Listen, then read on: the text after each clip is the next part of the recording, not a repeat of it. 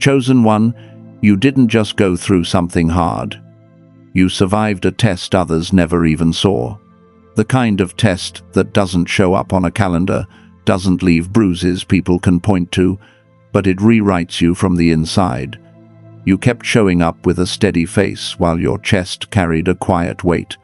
You smiled in rooms where you felt invisible. You held your tongue when you could have defended yourself because something in you refused to become bitter. That wasn't weakness. That was the fire of refining. The pressure didn't come to break you. It came to forge you. And heaven has been watching the unseen parts, the sleepless nights, the moments you stared at the ceiling and wondered if anyone would ever understand what you were carrying. The silent goodbyes you never got to speak out loud. Hear the authority of God over your life. When thou passest through the waters, I will be with thee. When thou walkest through the fire, thou shalt not be burned. Isaiah 43:2. That verse is not poetry for other people.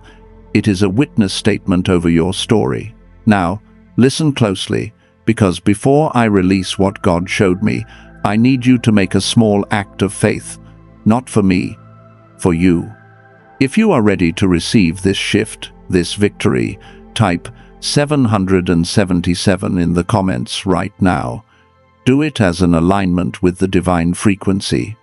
Do it like signing a contract with heaven that says, I agree with what God already wrote about me. Because God has released specific divine keys, strategies you can actually walk out to unlock what this hidden test was preparing you for, and I'm going to give them to you. But there is one strategy I must name first, and I will not explain it yet. It is called the Veil Piercer Key, and you must stay until the final second. Because these strategies are the weapons, but the final prayer at the very end is the seal. Without the seal, the blessing leaks out. The Veil Piercer Key is not a cute phrase. It's a weapon. And here is the why you've been feeling what you couldn't quite explain. You are not losing your mind, and you are not too sensitive. You've been in spiritual warfare. Because your life sits too close to destiny alignment. The enemy doesn't waste arrows on people who aren't moving. He targets carriers. He targets cycle breakers. He targets the one person in the family line who can finally say, "This ends with me," and mean it. That's why the pressure has been weird. Not just hard, but strangely timed. Not just heavy, but strategic. Because breaking cycles always triggers resistance right before divine intervention breaks through. Let me mirror it for you in a way your spirit will recognize. Joseph didn't just get betrayed. He got misunderstood by the people who should have protected him. One day he's wearing a coat that marks promise. The next day he's in a pit no one visits, hearing the footsteps of brothers walking away like his life didn't matter. Then the prison, then the silence. And yet Genesis 39:2 says, "The Lord was with Joseph," not after he got out, not when it finally made sense. The Lord was with him in the pit, in the house, in the cell. That's the part people skip. They celebrate the palace but ignore the process. And if you've been whispering, "God, where are you?" I'm telling you now, He's been with you in the part nobody clapped for. Now here is the first key, and I'm giving it to you early because heaven doesn't tease you just to watch you ache.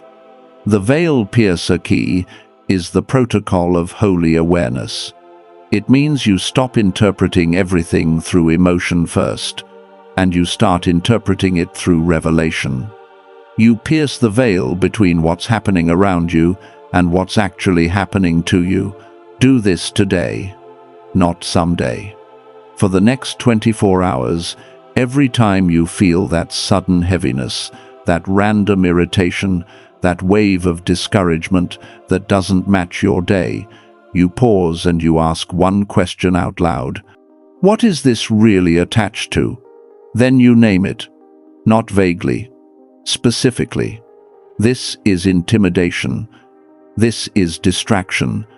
This is condemnation. This is delay. Because the moment you name a spirit, you shrink its hiding place. Ephesians 6:12 already told you the truth. For we wrestle not against flesh and blood, but against spiritual wickedness. So stop wrestling people like they're the source. Some battles aren't personal, they're positional. And the enemy has been trying to drag you into reactions so you won't stand in authority. Here's the second part of the veil piercer key. You change the atmosphere before you change your attitude. Your environment is either feeding your calling or draining it. Some of you keep trying to think positive while sitting in a space full of spiritual residue. Conversations that leave you small, music that agitates your spirit, scrolling that fills your mind with noise, rooms that hold memories of trauma, and relationships that subtly train you to doubt yourself. That's not just mood, that's warfare. So today, choose one territory and cleanse it. 1. Your bedroom, your car, your phone, your timeline, your friend circle. Start small, but start with authority. Remove the voices that confuse you. Remove the content that stirs lust, fear, comparison, and despair. Replace it with what strengthens you. Put scripture where your eyes land. Let worship be the sound that fills the air. Speak Psalm 91 into the corners of your space like you believe it. He that dwelleth in the secret place of the Most High shall abide under the shadow of the Almighty. Psalm 91:1. You're not doing a ritual. You're enforcing a kingdom standard. This is destiny alignment in the practical. And listen carefully. The veil piercer key also exposes patterns. You start noticing the same kind of attack shows up right before the same kind of progress. Right before you rest, there's chaos. Right before you commit, there's temptation. Right before you speak up, there's fear. That pattern is not random. That's a cycle trying to keep you predictable. But you were anointed for breaking cycles. When you recognize the pattern, you can interrupt it. That's how spiritual warfare becomes wisdom instead of exhaustion. But cleaning your environment is useless if you don't know how to seal your spirit. Which brings us to the deeper keys heaven is revealing next. Because awareness exposes the enemy, but sealing is what stops him from coming back through the same door. And here is where the unseen test reveals its fingerprint. There is a very specific symptom that shows up in chosen ones who passed a test nobody witnessed. You can be having a normal day, and then out of nowhere you feel this strange need to prove yourself. Not to God, to people. You start rehearsing explanations in your head for things no one even asked you about. You open your phone, see no new messages, and a quiet panic rises like, if they do not see me, do I still matter? You find yourself working a little harder, staying a little later, giving a little more, not because it is required, but because invisibility trained you to perform for survival. Does that sound familiar? David lived inside that exact tension, not when he was crowned, but when he was overlooked. Jesse lined up the sons with the right look, the right build, the right reputation, and David was not even invited into the room. He was left with the sheep like he was an afterthought. Yet 1 Samuel 16:7 says, Man looketh on the outward appearance, but the Lord looketh on the heart. God saw what nobody celebrated. God counted what nobody clapped for. The pasture was an unseen test, and David passed it, not because people believed in him, but because heaven was watching his spirit when no one else was. Here is the spiritual root. The enemy attacks the unseen survivor with a spirit of accusation and orphan striving. Because if he can make you chase validation, he can delay destiny alignment. If he can keep you proving, you will never settle into sonship. And if you never settle into sonship, you will mishandle wealth transfer.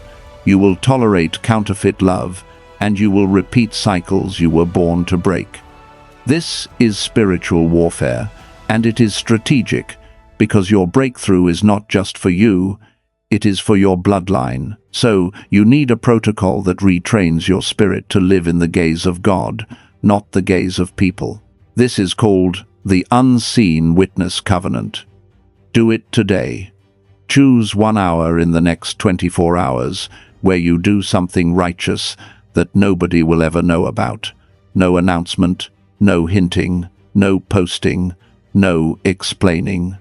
It can be as simple as cleaning your space, blessing someone anonymously, turning off your phone and praying for your household, or reading scripture in silence. And while you do it, speak this out loud. God is my witness, not their approval. Then seal it with Luke 16:10. He that is faithful in that which is least is faithful also in much. This is how you break the cycle of performance and enter stewardship. You are training your spirit to recognize divine intervention before it becomes visible. The unseen test was never about whether people would notice. It was about whether you would stay faithful when nobody did. But here is what most people do not realize. Even when you stop chasing validation, the enemy will try a different door. He will try to make you leak. And that leak has a very specific symptom too. It shows up right after you have a strong day, right after you finally feel peace. You feel an urge to tell someone everything, to explain your process, to confess your dream, to hand your sacred progress to a person who has not earned the weight of it. And later, you feel exposed, drained, almost like something got on you. You walk away thinking, why do I always feel worse after I open my mouth? Hannah carried that pain. 1 Samuel 1 shows her in the temple, lips moving, voice not heard, pouring out what she could not safely carry in public. Even the priest misunderstood her and judged her. But her silent prayer was not weakness, it was wisdom. She knew some battles are fought in the presence of God before they are fought in the presence of people. And when divine intervention came, it did not come through her explanation, it came through her consecration. Here is the spiritual root. The enemy uses counterfeit connection to create spiritual leakage. He cannot steal your destiny by force, so he tries to pull it out of you through oversharing, through soul ties, through the need to be understood by the wrong ears.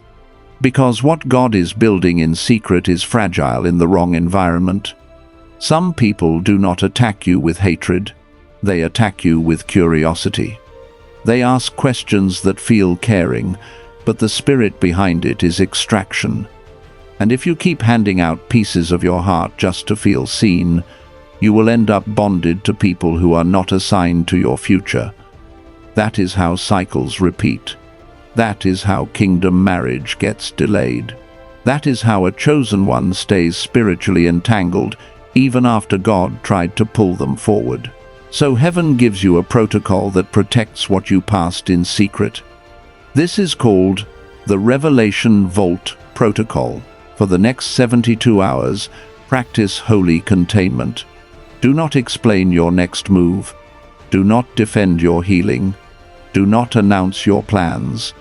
If you feel the urge to talk, redirect that urge into writing 1 page to God instead.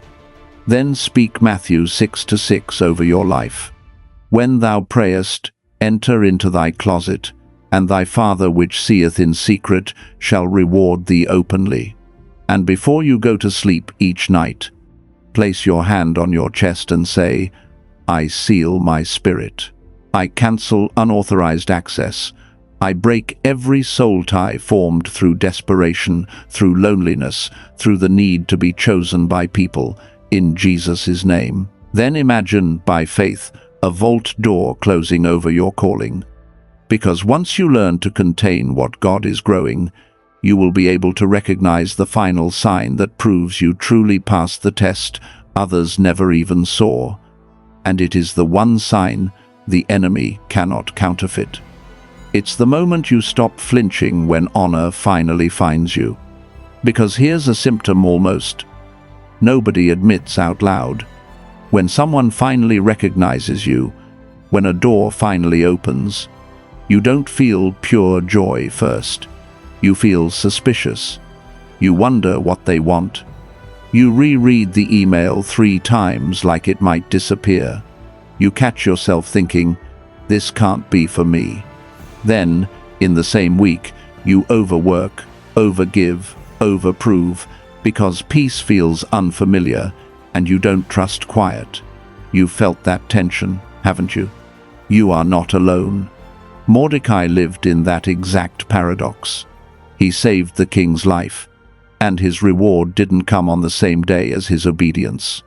His good deed was written down, then forgotten, sitting in the chronicles like a seed buried in silence. And then, at the precise moment, an enemy was building a trap. The king couldn't sleep, opened the record, and asked the question that changed everything. What honor and dignity hath been done to Mordecai for this? Esther 6-3. The timing wasn't luck, it was divine intervention arriving with receipts. Here is the spiritual root. The attack wasn't only about stopping you, it was about training you to reject what God is trying to release. If the enemy can make you mistrust favor, you will sabotage your own promotion. If he can make you feel unworthy of visibility, you will mishandle wealth transfer and shrink back from stewardship. Because the next level of your destiny alignment requires you to carry blessing without apologizing for it. So you need a protocol that teaches your nervous system and your spirit to agree with heaven when heaven says, now. This is called the Chronicle of Hidden Honor. Tonight, before you sleep, write down 5 moments you obeyed God in secret. Not your biggest achievements, the unseen ones. The time you didn't retaliate. The time you chose integrity when nobody was watching. The time you kept praying while feeling empty. Then speak this out loud. Father, I accept the honor you assign to my obedience.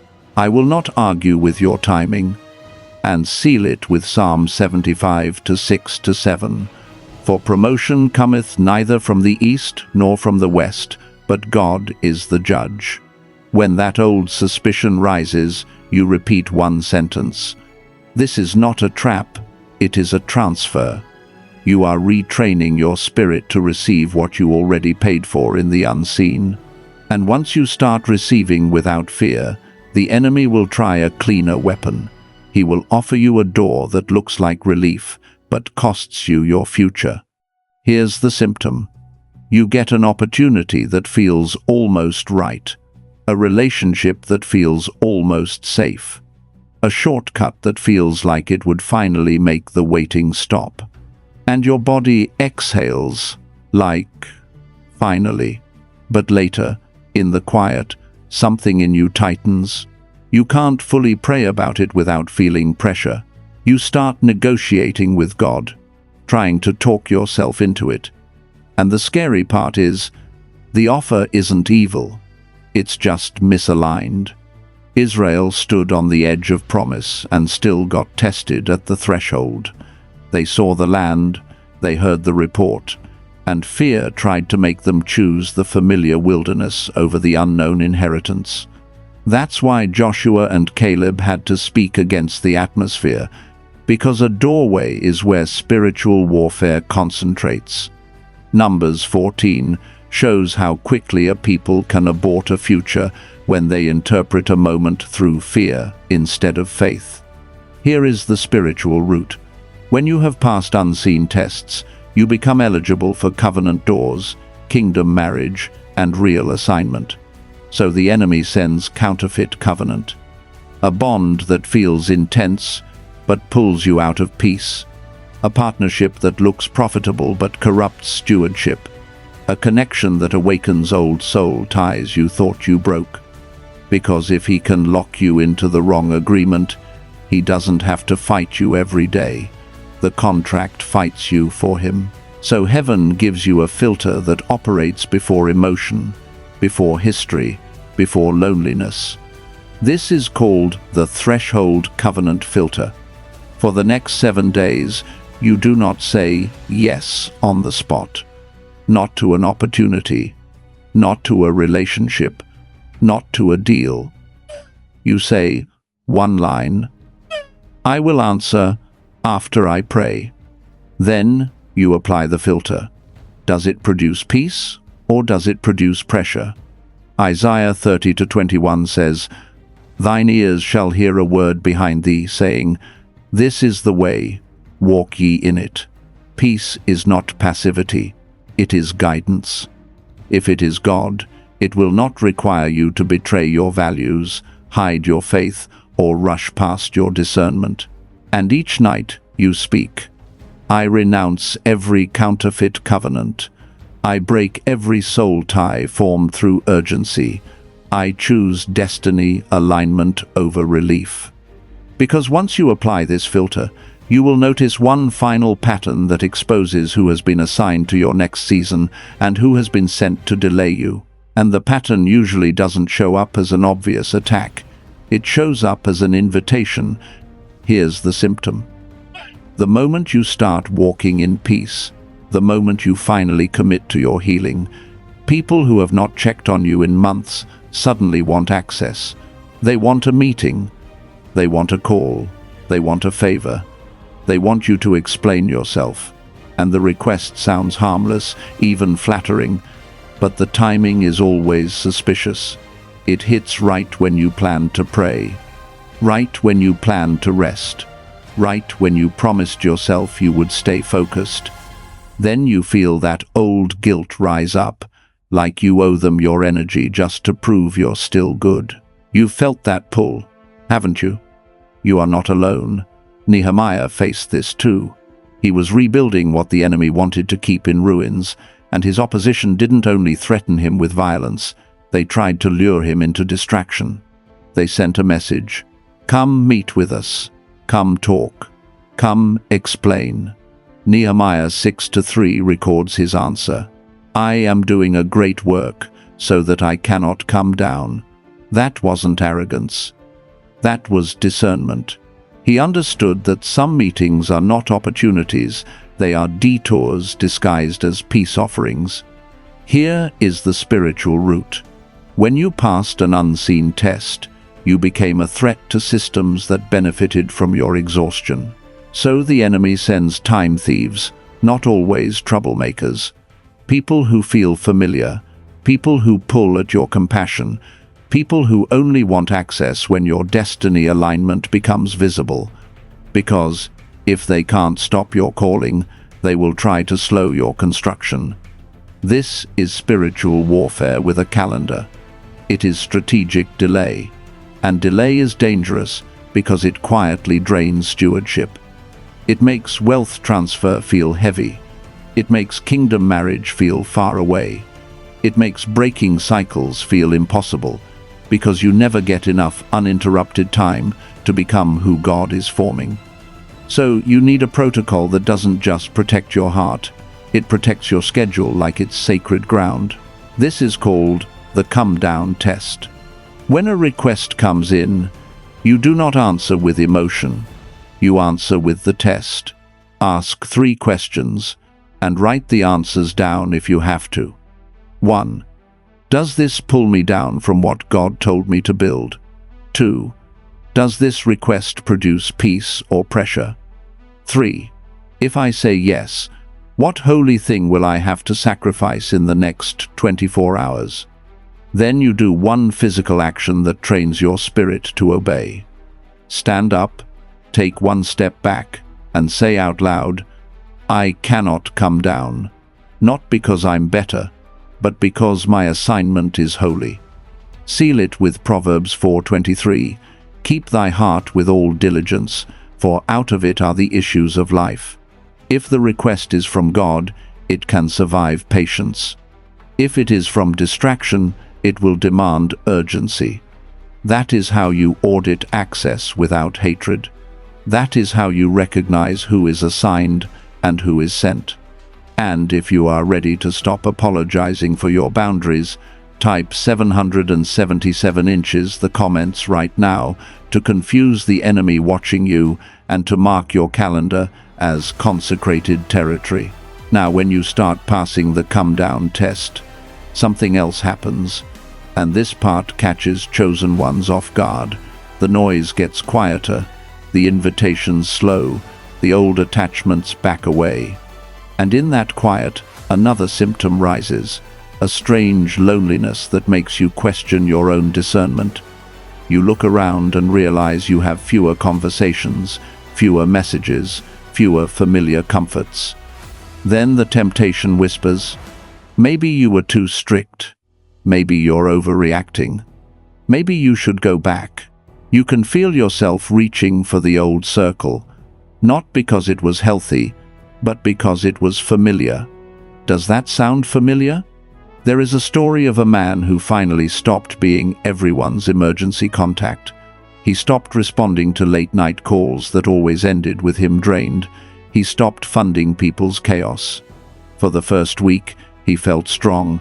For the second week, he felt empty.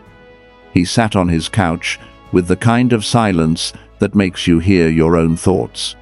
And in that silence, he almost texted the very person God was separating him from, not out of love, but out of withdrawal.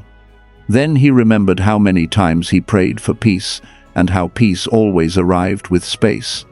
That moment was the real test, not the drama, the quiet. Here is the spiritual root. The enemy uses withdrawal pain to reverse your progress, because when you are breaking cycles, separation is not punishment, it is preparation. And preparation feels like loss before it feels like elevation.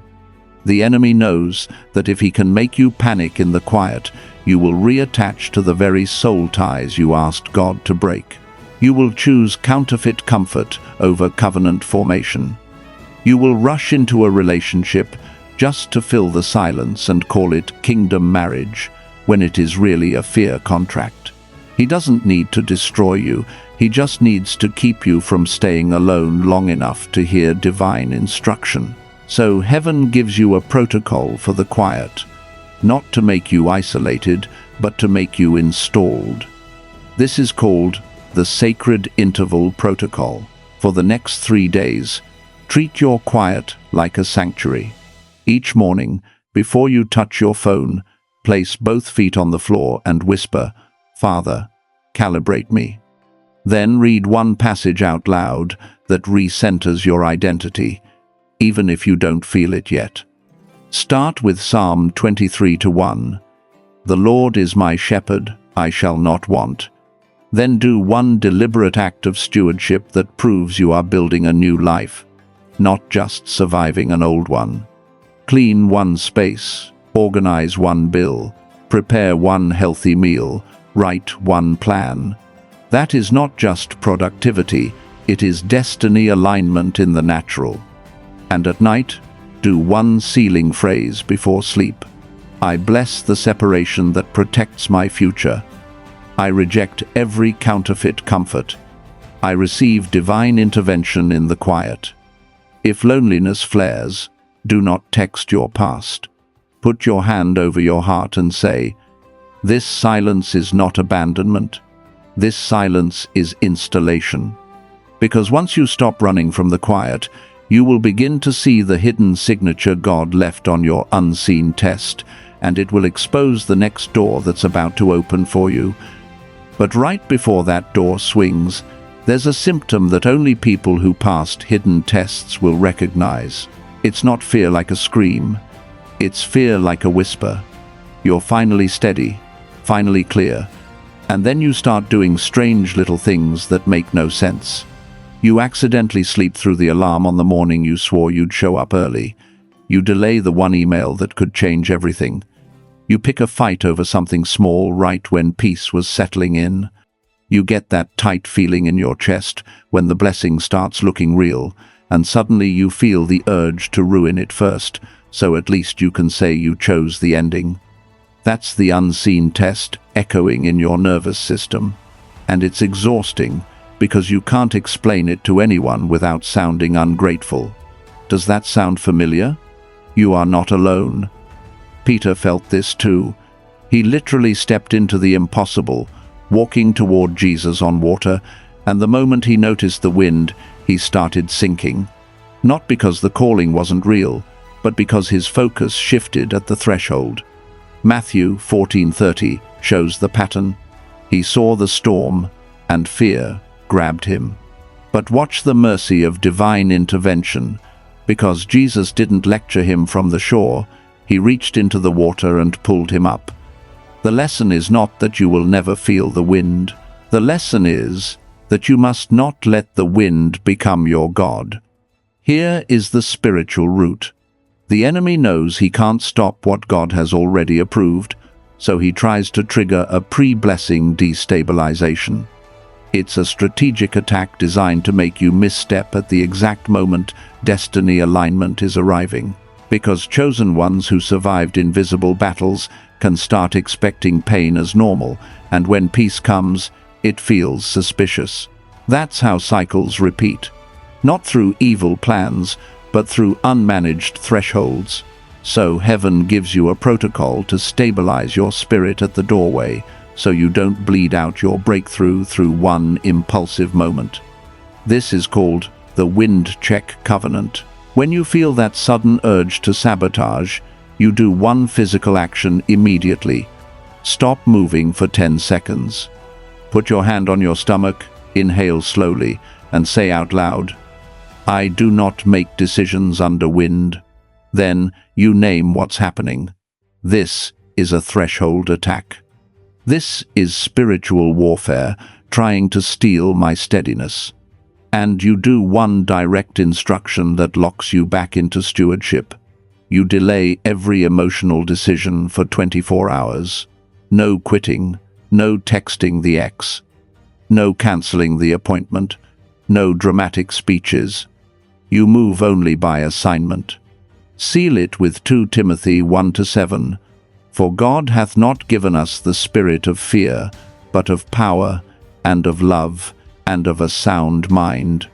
Sound mind is not a personality trait. It is a spiritual inheritance. This is how you keep the blessing from leaking at the doorway. This is how you pass the test that only shows up when things start going right. And once the wind stops controlling you, you'll notice something else that's even more revealing. It's not what happens inside you, it's what happens around you. Here's the symptom. People start treating you differently the moment your peace becomes obvious. Not always openly. It's subtle. A friend who used to cheer goes quiet. A relative makes a joke that carries a sting. Someone brings up your past at a table like they're reminding you to stay small. You walk away feeling that old instinct to shrink, to dim your light, to explain yourself, to prove you're still humble. And the crazy part is, you're not even trying to be seen. You're just finally healed enough to stop begging for permission. You've felt that pressure, haven't you? You are not alone. Daniel lived in that exact pressure. He didn't provoke anyone. He simply stayed consistent, and his excellence exposed their compromise. So they looked for fault and couldn't find it, and that's when they turned his faith into a trap. Daniel 6-4 says they could find no occasion against him, and that's why the attack got spiritual. But Daniel didn't perform innocence. He kept his posture. He opened his windows and prayed like he always did, not to show off, but to stay aligned. And then divine intervention shut the lions' mouths without Daniel having to shut his own integrity. Here is the spiritual root. When you pass unseen tests, your life becomes evidence. And evidence makes people uncomfortable. The enemy uses jealousy and projection to bait you into self-defense, because if he can pull you into explaining, he can pull you out of destiny alignment. If he can make you dim your light to keep peace, he can block the wealth transfer God is trying to root through faithful stewardship. If he can make you tolerate disrespect in the name of being nice, he can keep you tied to the old cycle instead of walking into the relationships that match your kingdom assignment, including kingdom marriage that comes with honor, not competition. So, heaven gives you a protocol for visible seasons so you can carry favor without shrinking and carry peace without performing. This is called the quiet crown discipline. When you feel that urge to over-explain or dim yourself, you do two things. First, you bless and release without debate. Say, I bless you, and I stay assigned, not sarcastically, not to win, to stay clean. Romans 12:18 tells you, if it be possible, live peaceably with all men. But peace does not mean self-erasure. Second, you protect your crown by refusing unnecessary access. You don't hand your plans to mockers. You don't hand your heart to competitors. You don't hand your progress to people who only feel safe when you're struggling. And here is the direct instruction. For the next 7 days, stop correcting every misunderstanding. Let God defend what he authored. Proverbs 21:23 says, Whoso keepeth his mouth and his tongue keepeth his soul from troubles. That is not silence as fear, that is silence as authority. This is soul tie breaking in real time, because you're detaching from the need to be understood by everyone. Because when you master the quiet crown discipline, a final sign will appear, and it will reveal exactly who is about to be positioned in your life for the next season, and why heaven allowed the unseen test in the first place. It usually starts with something that feels harmless, almost responsible. Here's the symptom. You finally get a day where nothing is on fire, and instead of enjoying it, you feel guilty. You sit down, and your mind starts scanning for what you forgot. You rest, and it feels like disobedience.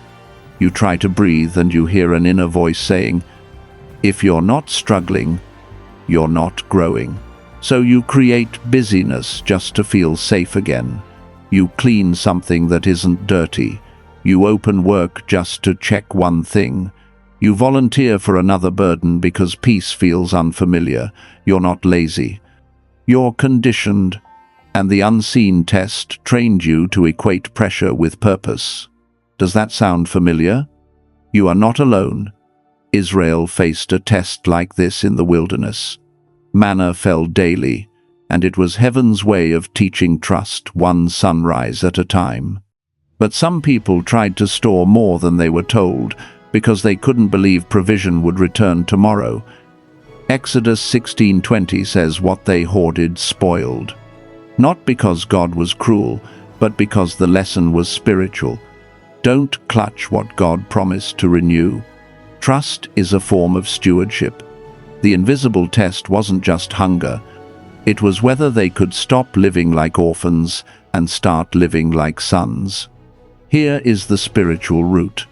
The enemy plants a poverty spirit inside your rhythm. Not always about money, about mindset. He wants you addicted to tension, because if you can't rest, you can't hear. And if you can't hear, you can't discern the right door, the right partnership, the right kingdom marriage. Exhaustion makes you desperate, and desperation makes you agree to things you would never choose in peace. That's how cycles repeat. That's how wealth transfer gets delayed, because you're too depleted to manage blessing with clarity. So the attack is not just against your body, it's against your destiny alignment. So heaven gives you a protocol that rewires your relationship with peace. This is called the Manna Margin Mandate. Today, create one margin block, 30 minutes that you will not fill with productivity. Put your phone out of reach. Sit somewhere simple. Then do one physical action that teaches your spirit to trust. Open your hands on your lap like you are receiving, not grabbing. Speak this sentence slowly. Father, I release the need to earn what you already promised. I receive provision without panic. Then read Matthew 6:34 out loud. Take therefore no thought for the morrow, and let it confront the part of you that thinks tomorrow will punish you for today's rest. If anxiety rises, you do not negotiate with it. You answer it, I live on manna, not mania. That is spiritual warfare with a calendar. That is breaking cycles with a schedule. That is stewardship in the unseen. And once you stop treating rest like a threat, something becomes clearer. You can finally tell the difference between solitude that heals and isolation that harms. Here's the symptom. You can be surrounded by people and still feel like no one really knows you. You laugh at the table, then go quiet in the car. You get asked, "How are you?" And you say, "I'm good," out of habit, even when your chest is screaming. Then, later you feel that tight knot in your stomach, like your own voice is trapped inside you. You don't want attention. You just want to be seen without having to perform. But because your hardest battles were invisible, you learned to carry everything alone, and now asking for help feels like failure. You've felt that tension, haven't you? You are not alone. Elijah felt this too. After fire fell and victory happened in public, the crash came in private.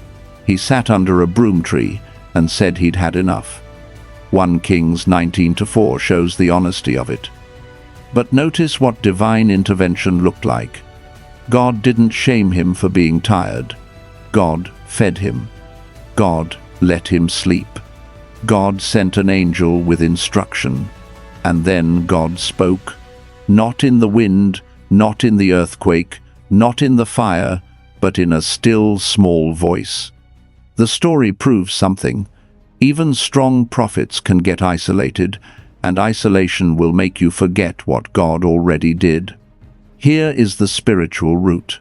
The enemy uses silent suffering to keep you unprotected, because if your pain stays unnamed, it stays undefeated.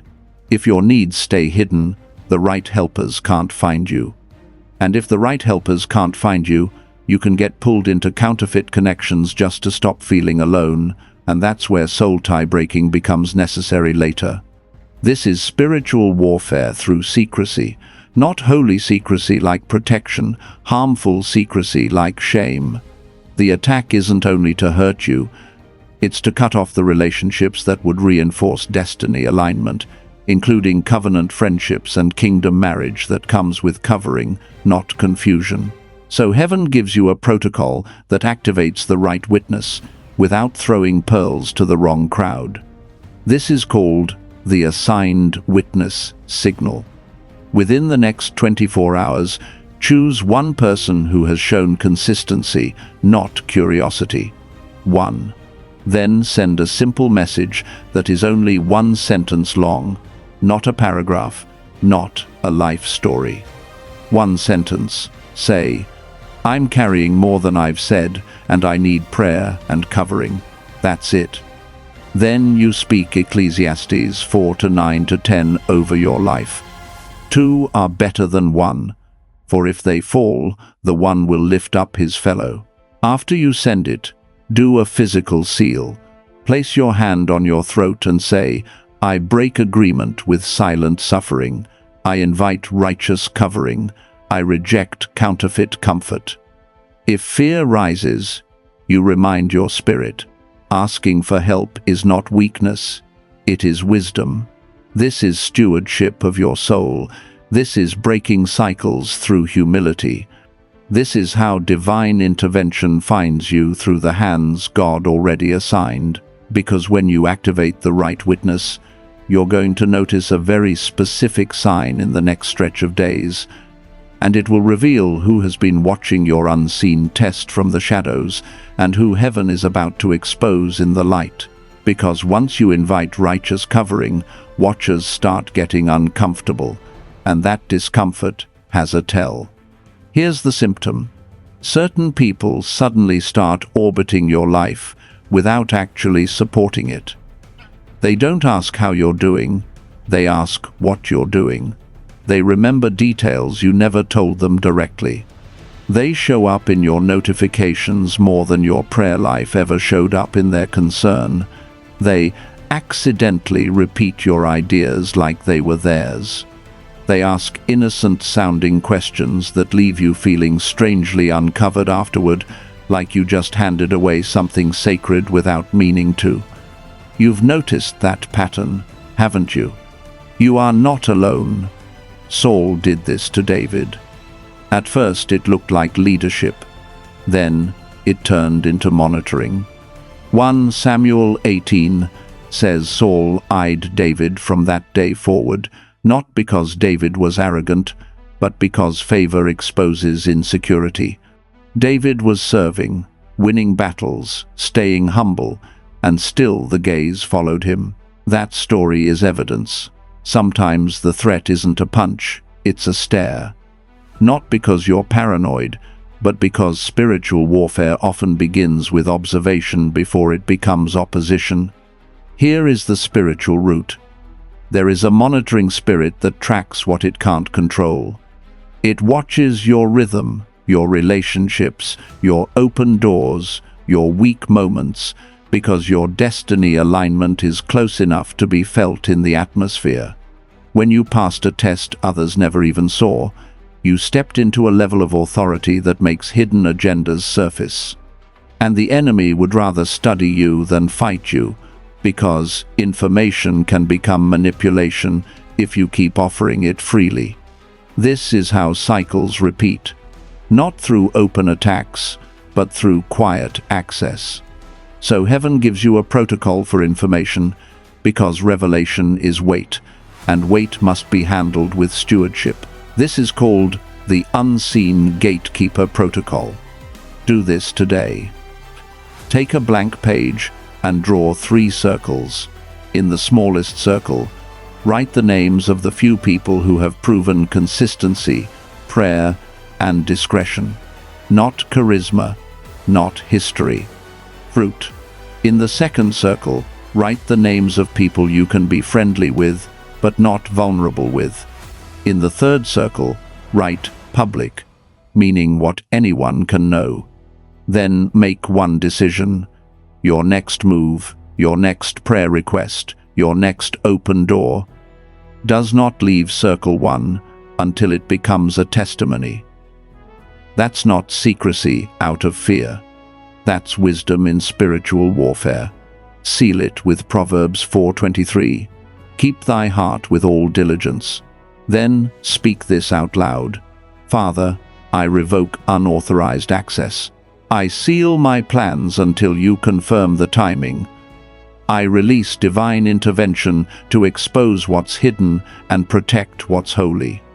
And when someone presses you for details, you use one sentence and you don't apologize. I'm in a season of stewardship. I'll share when it's finished. Now, once you set that gate, something happens. The watchers either leave or they get louder. And that's where another symptom tries to hijack you. Here's the symptom. You suddenly feel an intense urge to confront, to correct, to send the long message, to prove what you know. You start crafting speeches in your head. You want to call out the energy in the room. You want to explain yourself so nobody misreads you. It feels like justice, but it pulls you out of peace. And the real trap is this. The unseen test trained you to defend yourself in silence, so when you finally see the enemy clearly, you want to swing hard just to feel in control again. Does that sound familiar? You are not alone. David felt that tension in the cave. Saul was vulnerable. David had the moment, the evidence, the perfect chance to end the threat. But he refused to let opportunity turn him into the kind of person God never called him to be. 1 Samuel 24:6 records his restraint, and the principle behind it is deeper than a story. David would not contaminate his future just to satisfy his frustration in the present. That is what chosen ones do when they have truly broken cycles. Here is the spiritual root. The enemy uses reaction to steal authority. He can't take your calling, so he tries to get you to misuse it. He tries to bait you into public conflict, so your spirit leaks, your discernment gets clouded, and your relationships get tangled in unnecessary soul ties. Because if he can get you to fight in the flesh, he can slow down destiny alignment in the spirit. And if he can keep you busy defending yourself, you won't have the clarity required for wealth transfer, for stewardship, for covenant relationships, for kingdom marriage that comes with honor and timing. So, heaven gives you a protocol for restraint that is not weakness, it is warfare. This is called the cave seal of restraint. When you feel the urge to confront, you do a physical pause that breaks the spell. Put your hand over your mouth for 3 seconds, then move it to your chest and say, "I will not leak my oil for a temporary win." Then you take out your notes and write 2 sentences only. Sentence 1, what I want to say. Sentence 2, what God is calling me to do instead. And you obey sentence 2 within the next hour, even if your emotions disagree. Seal it with Romans 12:19. Vengeance is mine, I will repay, saith the Lord. Then speak this, Father, I release the need to be understood by everyone. I reject bait. I choose stewardship over spectacle. I choose divine intervention over retaliation. And if you must speak, you speak to God first, not to the crowd. Because when you combine the unseen gatekeeper protocol with the cave seal of restraint, you will start seeing the difference between a door that God opened and a door the enemy disguised. And the next sign I'm about to reveal will prove which one is standing in front of you right now. And the sign is not always in the offer. It's in what the offer tries to do to your spirit. Here's the symptom. Something good comes toward you, and you feel rushed, not excited. Rushed. The person on the other side starts speeding up the pace, pushing for an answer, pressing for access, acting like your discernment is an inconvenience. Or the opportunity looks clean, but it requires you to bend a value you fought to rebuild in secret.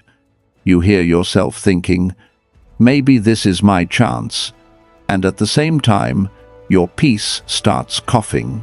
You can't sleep the night after you say yes. Your prayers feel tight. You keep needing outside confirmation because inside feels unstable. You've felt that friction, haven't you? You are not alone. Esau lived this. He came in hungry, tired, and emotionally exposed, and in one moment he traded something eternal for something immediate.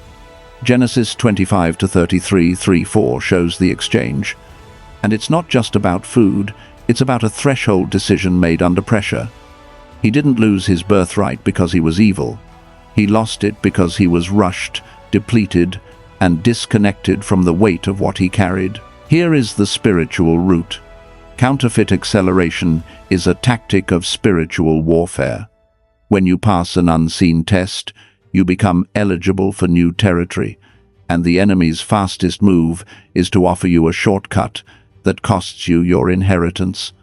Not because God is slow, but because God is precise.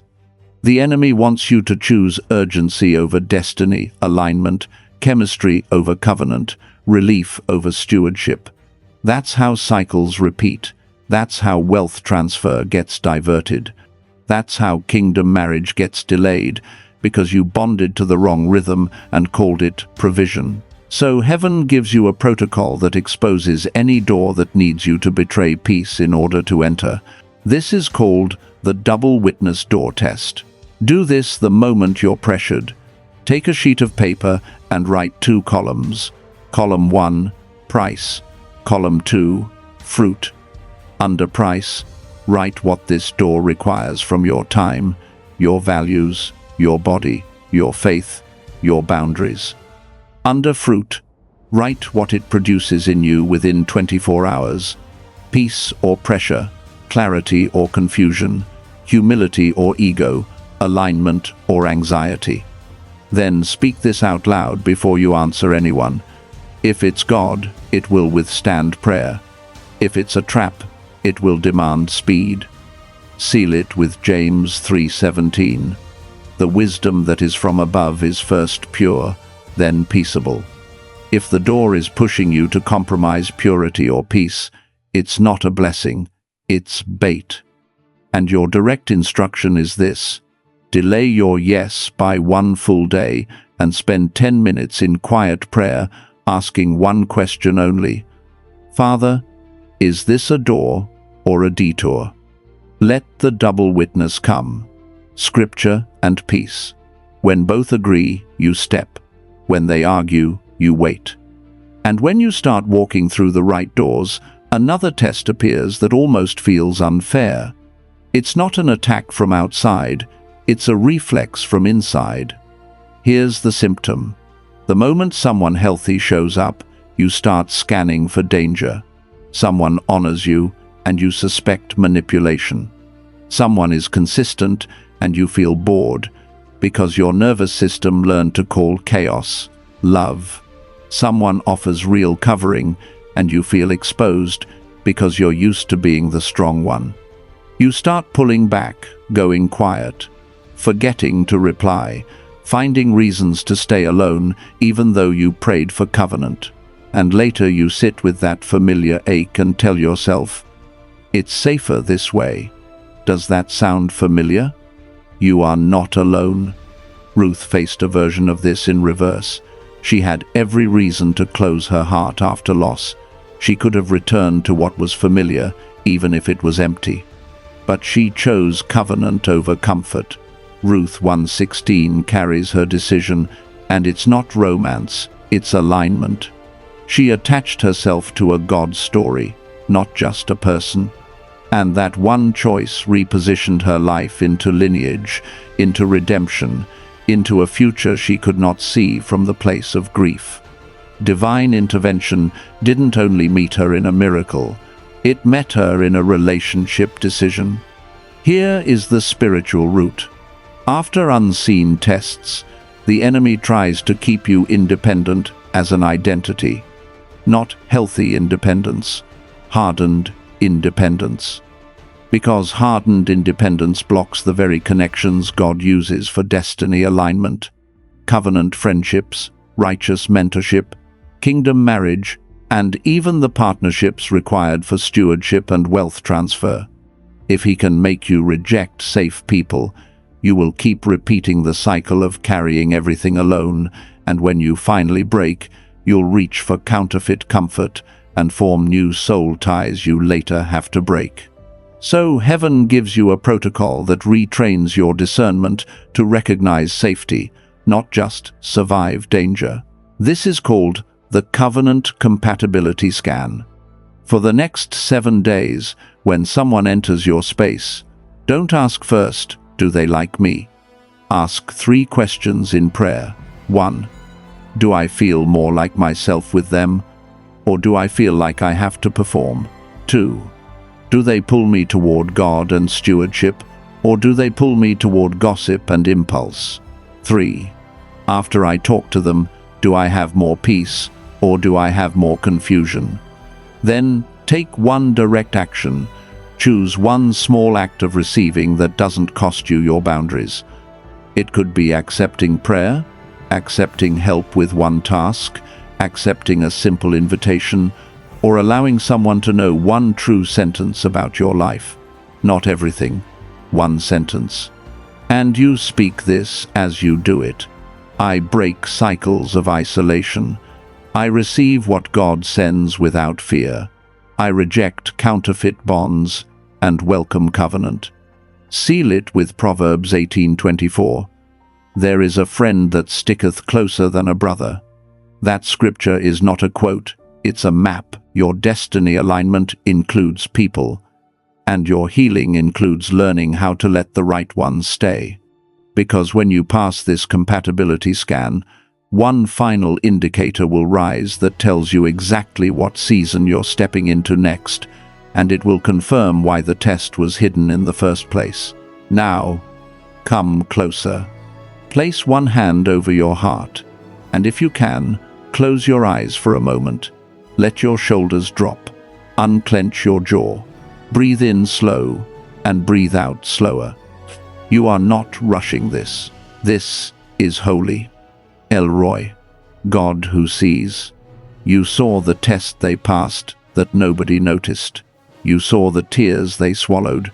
You saw the nights they kept going when their soul felt tired. And I speak now with quiet authority. Under your covering, I decree that every unseen battle assigned to delay this chosen one is dismantled right now. I break the spirit of accusation that tries to make them feel unworthy of favor.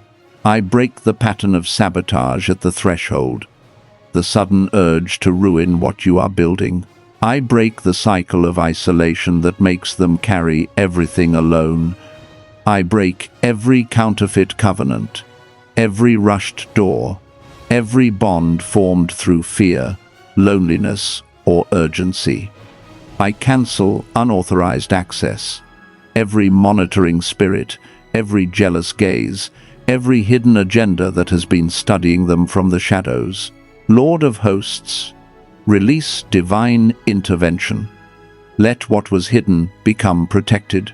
Let what was delayed become accelerated.